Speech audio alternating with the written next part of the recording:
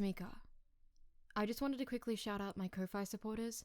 So, Jade Cos and, as always, Twisty Tex, thank you so much for your support.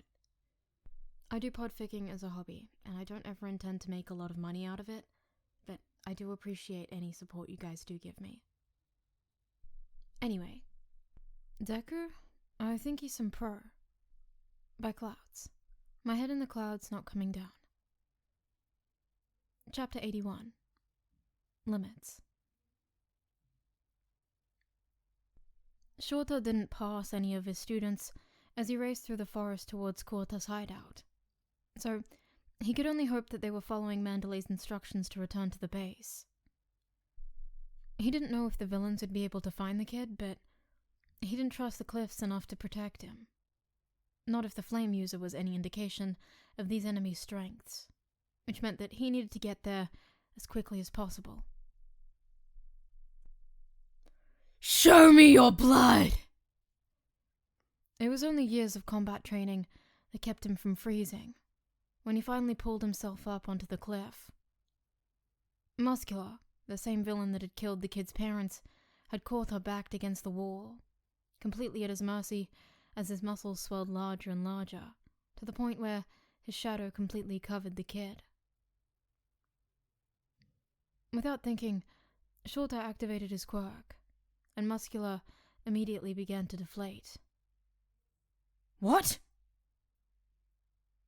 Muscular turned slowly, smiling at Shota, who stood his ground. Oh, it looks like Eraserhead's joined our little playdate. How fun. So what now? Dusty said you can only go so long without blinking, right? I'm fast enough that the blink of an eye is more than enough to get a kill in, no problem. It's a pity I won't be able to savor it, but that's life, I guess. The only question is, who should I kill first? You or the kid? You won't get a chance to do either, Shota snarled. Kid, run. But... Kota looked between them. But, Mr. Eraserhead, he'll kill you. I'll be fine, Shota said seriously. Remember, it's my job to be in danger. Now go. The kid hesitated for one more stupid moment, then started running, tears streaming down his face. Shota could only hope that he had enough sense to go straight back to camp, but he was a smart kid, so he should be able to figure it out. Shota couldn't afford to be distracted by that at the moment, nor with a dangerous villain in front of him ready to smash his head in. The only reason Muscular hadn't gone after Kota immediately was because with his quirk erased, he was too slow to outrun his opponent. So instead, he kept Shota in his sights, clenching and unclenching his hands as he waited for the moment Shota had to blink. Shota wasn't stupid. He knew that if Muscular had even half a chance to grow his muscles and attack, there was no way he would survive. So there was no other option. He had to end this quickly. He shot a quick gaze towards the direction the kid had run, then visibly panicked. Kid! I thought I told you to run away! Get out of here! Muscular grinned. Ha! You should have listened to the hero, kid. I'm so excited to see your... What? Where'd he go? He was knocked to the floor by a kick to the head, and Shota smirked as his opponent went down. Logical ruse. He didn't give Muscular a chance to get his footing as he wrapped him in his capture weapon. That's the thing about strength quirks. You're all so used to punching your way through your problems, you never think to look out for being tricked.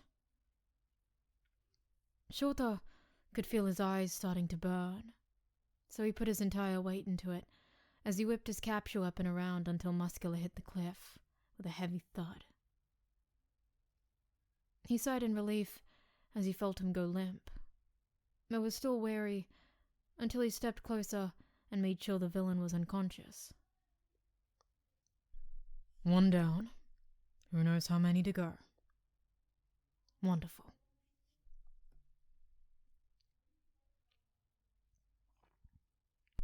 Ochako rolled again and hissed as one of the knives sliced her cheek open. How were there even this many? And how was the guy even able to see them when that stupid straitjacket was covering his eyes? How was that thing even functional? Ochako, you okay? Sue panted. She was somewhere, trying to hide among the leaves, but Ochako was too busy running to figure out where. I'm fine, Ochako spat, wiping the blood away with the back of her hand. We need to get out of here. He'll follow us, and we don't have permission to fight back, Sue pointed out. Do you think we can lead him to Aizawa before he... Chills ran down her spine as the villain started muttering again. Flesh. Blood. So good. Hungry. Need flesh. Ochako gulped. I sure hope so. She took a deep breath and started running. Blades crashed down around her, and she scrambled desperately away, trying to maintain some sort of true course while not being speared through by some freaky guy's knife teeth. She let out a crazed giggle as she realized this situation had the same ridiculous energy as running away from a killer clown in a dream, except that she was pretty darn sure she wasn't sleeping right now. She heard Sue let out a yelp behind her, and before she could think better of it, she had stopped and whirled around. Sue! Sue was pinned to a tree by her hair, eyes wide as more knives whistled through the air towards her. Ochako ran towards the villain, knowing she wouldn't be able to reach him before his blades reached Sue. Not that floating him would probably do much good anyway. She was going to watch her friend die, and there was nothing she could do about it.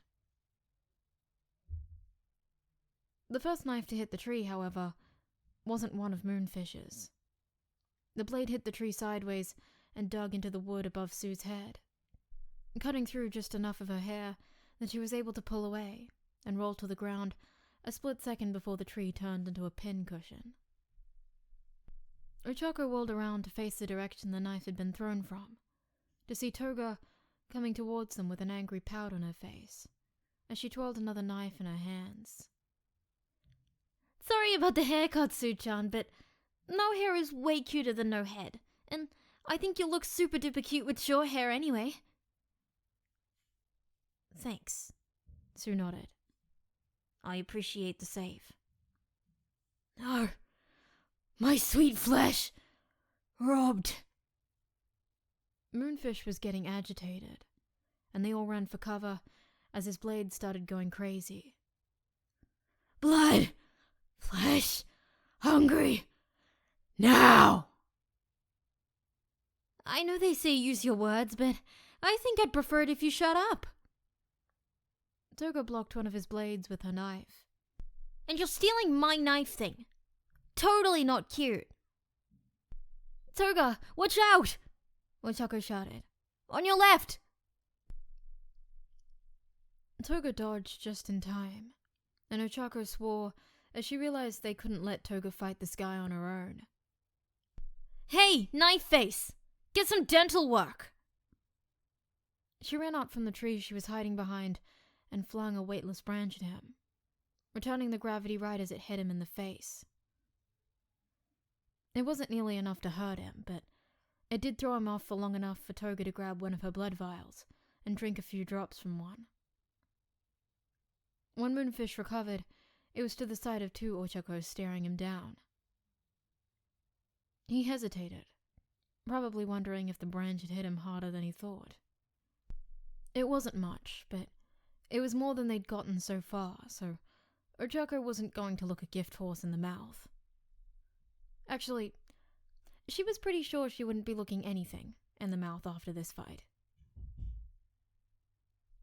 Tsuyu came up from behind them. If we can confuse him enough, we might actually stand a chance. Perfect! Toga gave a grin that looked really creepy on Ochako's face. Scatter! They all ran in different directions. Ochako grabbed whatever she could get her hands on and pelted MoonFish with as many weightless rocks as she could, while Tsuyu tried to trap him with her tongue and spat mucus at the knives on the off chance he would be able to feel it. Toga covered both of them by parrying his attacks while changing as often as she was able.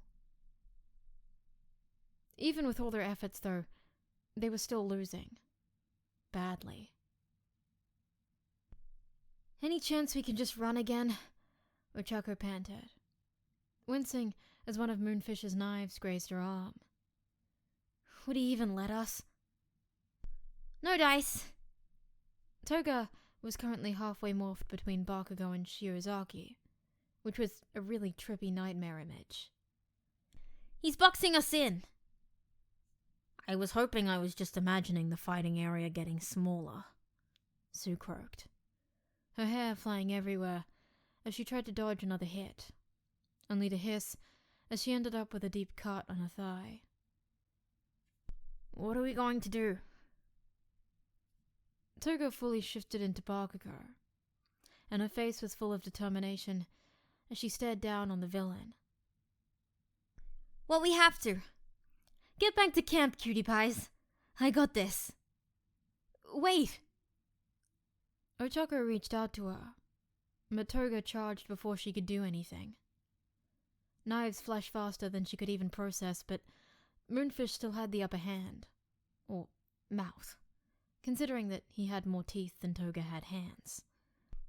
Even while he was busy fending off her attacks, he was still able to send potentially lethal attacks towards her and Sue, and they were starting to slow down from pain, exhaustion, and blood loss. Ochako felt the bile rise up in her throat as she realized they weren't going to last much longer. Suddenly, there was a loud explosion, and MoonFish's knives faltered. Ochako looked around for the real Bakugo, but all she could see was Toga disguised as him, drenched in her own blood as she stared down at Bakugo's hands in shock, MoonFish smoking on the ground in front of her. Did you... Sue gulped. Did you just use Bakugo's quirk? Toga nodded numbly. Uh-huh. Ochako didn't know what to say. Oh, has that ever happened before? Toga couldn't look away from her hands. Nope. Oh, Ochako repeated. Cool. Guys? Sue interrupted. He's getting up. Alright then. Time for this fight to really begin. Toga shifted into a fighting stance and gave her most Bakugo-like grin, small pops echoing from her palms. You're right, Ochako-chan. This is pretty cool.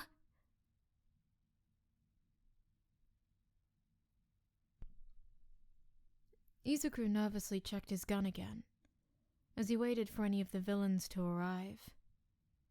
Vlad King had already sent a handful of Class 1B students their way, so they had a good team, and they were working to get everything secure before the villains arrived. Tsubasa had created an invisible wall of air around the entire entrance, and only he knew where the hole was, so newly arriving students could get inside. Monoma had copied Sero's quirk, and they were currently taping shut most of the doors and windows, while Koda sent out a team of squirrels and birds to warn them when villains got too close. Not that they'd be able to make it through Shiozaki's forest of vines without alerting them. He had no way of knowing if it would be enough, but The more students Vlad King and the Pussycats send their way, the more defenses would increase, so it would have to be enough. Suddenly, Shiozaki screamed and collapsed. Korda came running in from the roof, birds frantically flapping their wings on either shoulder as an army of squirrels and raccoons raced after him. Fire. There's fire everywhere. Figured. Izuku gulped. Any idea if this is the real fire villain, or if it's another clone? Probably another clone, Kirishima said, knocking his fists together. Do you want me to go out and handle him? Izuku shook his head. Fire can counter Shiozaki's vines, but not Tsubasa's air wall. Give it a few minutes. I can always brainwash him if he gets too close, Shinso said. But I'm not sure that it will actually work on a clone. Izuku nodded. Korda, see if you can get us the location of the cloner. If we can bait them closer and get them under Shinso's control, that'll take away their reinforcements and put us on more even footing. Korda nodded and started whispering frantically to the gathered animals as Izuku went out to the window. Flames were licking all the way to the invisible wall, and he saw the patchwork-looking villain banging his fist against the wall. The fire raged brilliantly behind him, and a gust of wind blew some of the flames towards him. Instead of standing strong, like Izuku had expected, he flinched back. The flames covered him completely for a moment, and when they were gone, the villain winced, before he started dissolving into the same grey goop as before. Guys, change your plans, Izuku said. The flame user is weak to fire.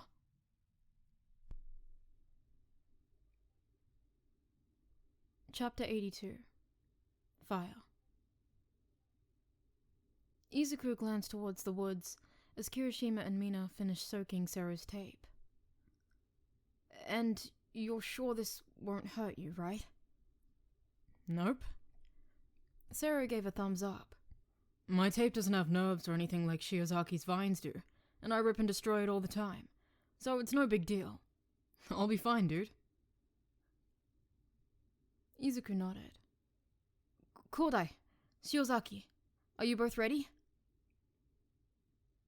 They nodded, and Shiozaki used her vines to grab the tape and thread it outside Subara's wall of air, laying it out on the ground a few inches from the invisible barrier.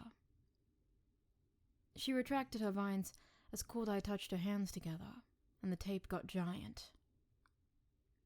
As soon as they finished, another clone of the flame user sauntered out of the woods towards them. We don't have to kill you, you know, the villain yelled. Let's start over. My name's Darby, and we're the Vanguard Action Squad of the League of Villains, so you're fucked. Just give us the quirkless kid, and we'll leave the rest of you alone. You can end this right now. Izuku's face hardened in determination as he stared down the villain. So can I. Kaminari! Now!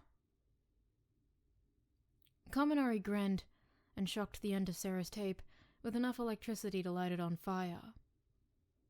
The acid Mina had soaked it in acted as an accelerant, and within moments there was a wall of fire protecting them alongside the wall of air. The newest clone dissolved into goop, and Izuku smirked as the other kids erupted into cheers. Let's see you get through that, Darby.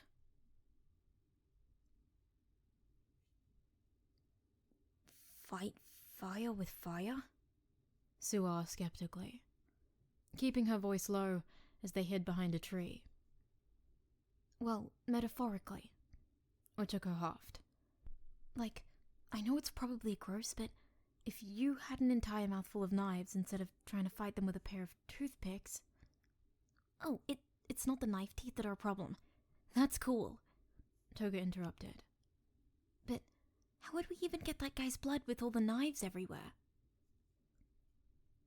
You need to drink it, right? Sue asked thoughtfully. Yep. Toga grinned. Then her eyes widened, and she forced the other two to the ground, right as one of MoonFish's blades buried itself in the wood right above their heads. Alright, girls, time to move. It took a minute to find cover again, but eventually they found a suitably large rock to hide behind, and Sue held her arm out to Toga. Turn into me.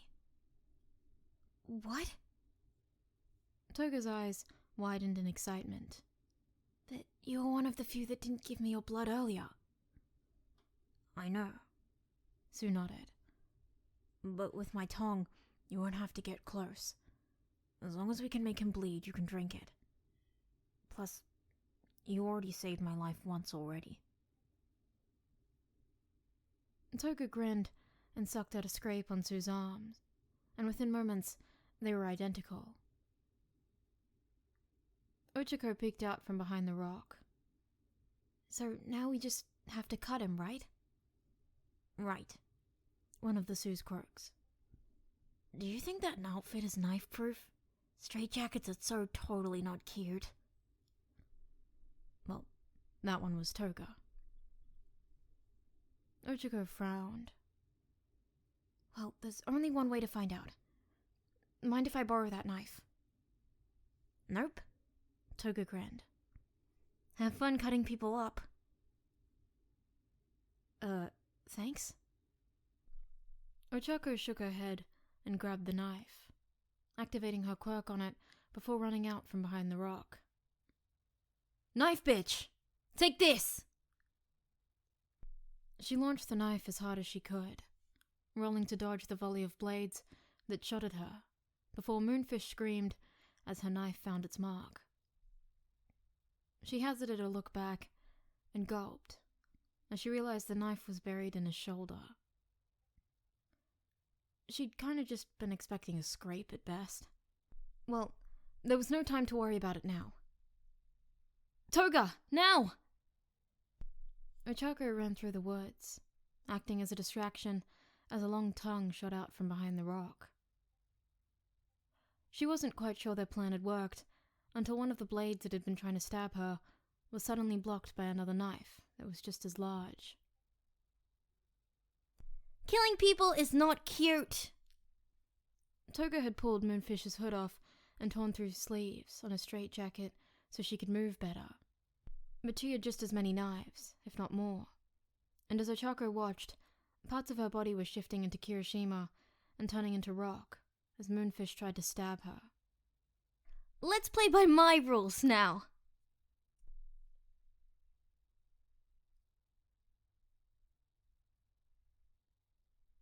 Come on. We need to get back to camp, Todoroki said. Not yet. Katsuki turned in the opposite direction. Come if you want. We don't have permission to fight, Bakugo, Todoroki growled. Are you an idiot? Do you want to get in trouble? I want to save everyone, Katsuki snarled back. Look, we're just a little bit past halfway, right? We double back, make sure no one's behind us, and add anyone we run across to our group. There's strength in numbers, right? So why should we leave anyone behind to fight alone? We need to be strong enough to keep everyone safe. He didn't wait for Todoroki to finish thinking about it before turning and stalking away. Icy Hot was right. They couldn't fight, but a villain was more likely to attack or injure someone who was alone. So he was grateful when he heard Icy Hot jog up beside him. We're going to have to be careful, Todoroki said seriously. Obviously, dumbass. Katsuki rolled his eyes. Come on, let's run. It'll be quicker. They just barely started running when a voice cut them off. And just what do you boys think you're doing? You're running in the wrong direction. Katsuki and Todoroki both skidded to a stop as Ragdoll came storming up to them, Seriously, kids? You're supposed to be going back to camp. We were just... Katsuki started. We were making sure there was no one behind us. Todoroki cut in. We didn't want any of our classmates to be left behind. Ragdoll's face softened. There's no students behind me. I used search. Let's head back together, alright? Spread out and keep an eye out for the other students, but make sure you can both still see me, alright?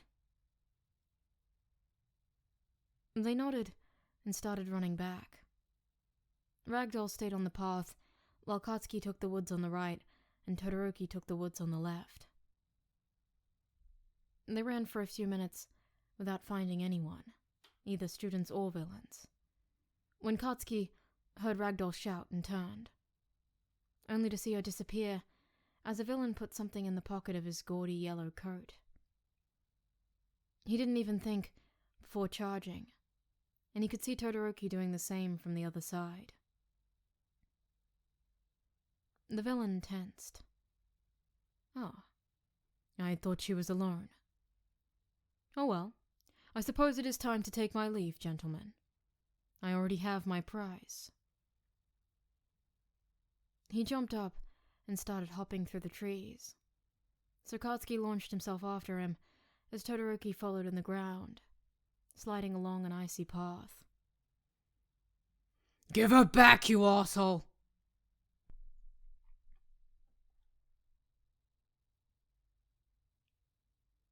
If we're gonna kill anyone, we need to make sure they aren't true heroes. Shota felt a wave of dread and pushed himself faster. No one was gonna die today. Not on his watch. Why should we care? Another voice said. They're heroes, we're villains. Seems pretty simple to me. Shota could see the clearing now. Tiger and Mandalay were facing off against two villains, one of which was pinning someone to the ground, although Shota couldn't see who. There wasn't a time to care, though.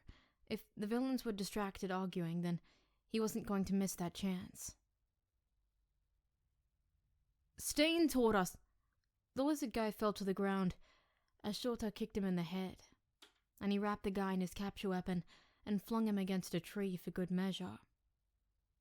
Tiger used the opening to start fighting with the other one, while Mandalay ran and helped up the victim, who turned out to be Pixie Bob. There weren't any other students to be seen. Thanks, Aizawa. Mandalay nodded gracefully. Are you all right, Pixie Bob? Fine. Just a little shaken. Pixie Bob hesitantly pushed Mandalay away, so she was standing on her own. Just give me a minute and I'll be good to go. I've got this one, Tiger yelled, landing another punch. You guys go and find the rest of the students. Aizawa nodded. Come on. The students back at camp have barricaded themselves in, but the sooner we find the rest of them, the sooner we can go back and protect them. Kendo and Tetsu looked to the ground, as Vlad King glowered down at them. Somehow, they'd been kind of hoping that the intimidating effect would be lost behind the gas masks they were all wearing, but somehow that just made it worse. And just what were you thinking, charging in like that? Well, Kendo glanced at Tetsu, who looked up at Vlad with more bravery than she felt at the moment. We can't catch up to 1A if we run away from fights, sir, he yelled. I know you can feel it, so if we can help, why shouldn't we? Vlad sighed. Because you can land yourself in a lot of trouble for vigilantism, which could get in the way of saving more people later. I get it. It's hard when 1A gets all the attention, but still. You need to follow... There was the sound of a gunshot, and all of a sudden, Vlad doubled over, clutching his shoulder. Something tells me that wasn't Deku. A gun? Kendo enlarged her fists, looking around for their attacker. What kind of villain brings a... Wait, do you think the villain is quirkless too? Most likely just too scared to rely on his own quirk, Tetsu growled. Come on out, you coward! Vlad grit his teeth and straightened. With how small this team of villains seems to be, I agree with Tetsu.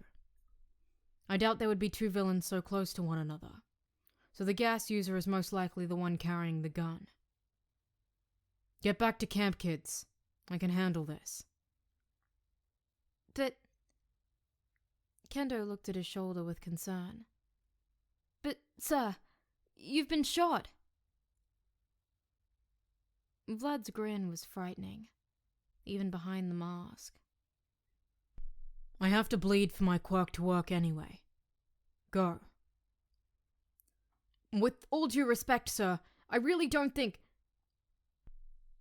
Tetsu's eyes widened as another gunshot ran through the forest, and he moved, activating his quirk and lunging in front of Kendo, just as another bullet tinged against his skin.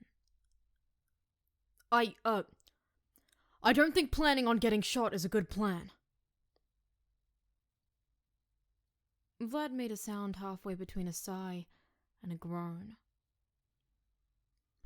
Fine. You might have a point. Kendo, stay behind me. Tetsu, keep that quirk activated. Let's find this guy quick.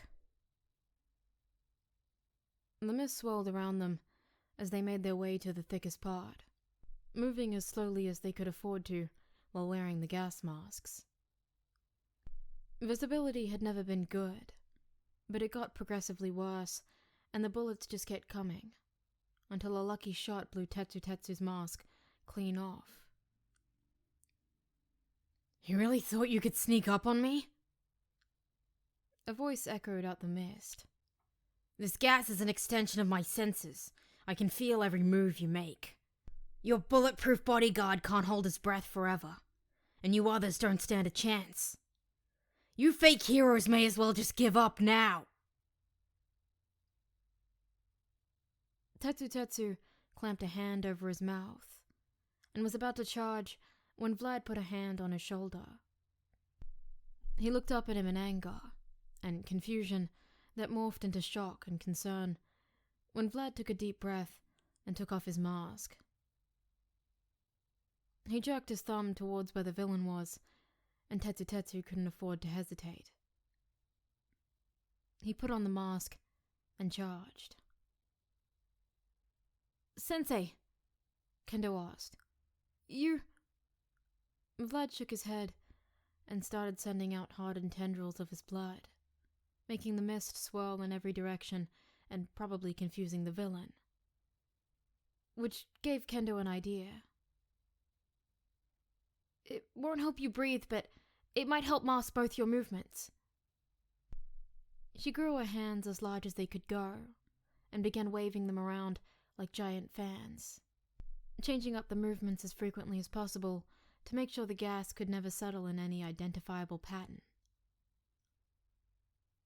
She lost sight of the other two as Vlad joined the charge, and she heard another gunshot and a short scream before the mist started to clear.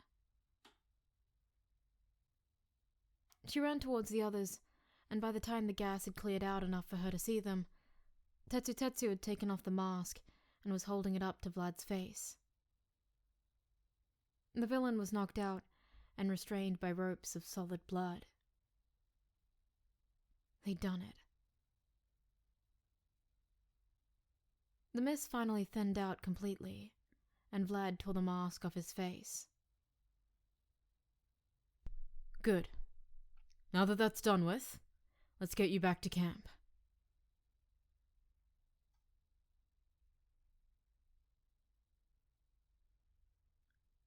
Darby glared at the wall of fire. How had those stupid kids figured it out so quickly? He was really starting to understand why Shigaraki hated that Deku kid so much, but He couldn't worry about that now. Twice. Who all did you take measurements of? None of your business! Twice shouted. I think I got everyone except Kurogiri. It's hard to measure mist. Piece of cake! Make a couple clones of Muscular. Actually, make as many as you can. Darby turned back to the camp and grinned. Time to pull out the big guns.